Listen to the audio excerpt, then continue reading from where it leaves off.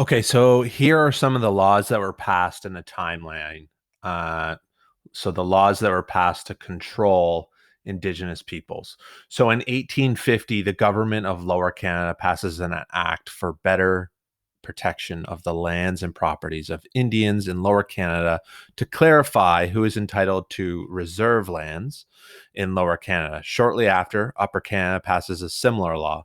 Only people who qualify as Indians under the government definition can receive certain rights and protections, such as the right to negotiate treaties and receive treaty payments. So once again, the government is able to choose who qualifies for these rights and who benefits from these claims. So who's actually receiving this land and all of these benefits. So then in 1857, the Gradual Civilization Act comes out and offers Indians enfranchisement, the right to vote in exchange for their legal rights and protections as Indians. So they can vote, but they don't get these legal rights anymore. They don't get to have the protection of being having that Indian status. Indigenous individuals would become citizens of the British Empire and be allowed to vote. So going back to that idea of assimilation, they're taking away the Indian status, and you are now part of the British Empire. You're allowed to vote. And we're going to try and make you like us, the Europeans. So if we go over here, here's a little comment about the impact of this Gradual Civilization Act. And it was made by an unnamed, I'm not sure how to pronounce it, Conowick Mohawk chief in 1858. And what does the chief mean by saying break them to pieces? So when he says them, he's talking about his people.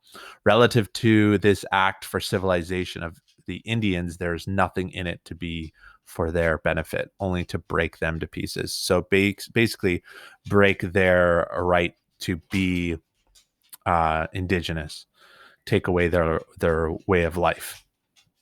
So in 1867, this is when the British North America Act comes out, creates the Dominion of Canada. It gives the federal government control over Indians and lands reserved for the Indians. So basically taking utter and complete control of the lands that were designated for them.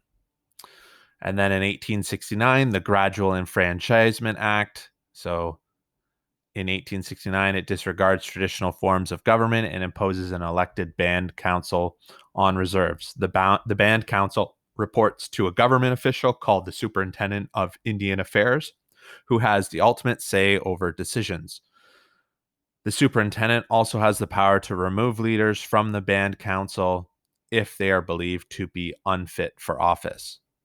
And then finally, in 1876, the Indian Act replaces all earlier laws that affect Indigenous peoples in Canada. It rigidly defines who is an Indian and who is not. It requires Indians to register with the government for Indian status.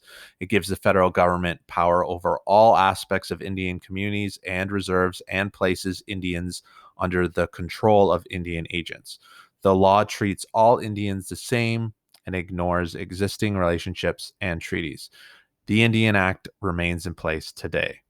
So this timeline shows a series of laws passed by the federal government that have impacted Indigenous peoples. So what trends can you see from this series of laws? What do you see?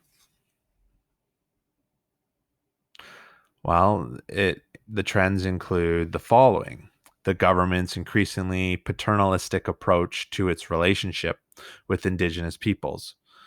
So when I say paternalistic, I mean like that parent, like they think they're better, so they are going to guide them to the proper way of life, to parent them. Increasing pressure on Indigenous peoples to assimilate. So like I was saying, they're passing all these laws to try and assimilate them and move them into a European lifestyle. Increasing government control over the lives of Indigenous peoples. So the government's just taking over, taking away all their rights, assimilating them. So what's next is, how did the government handle the Métis population.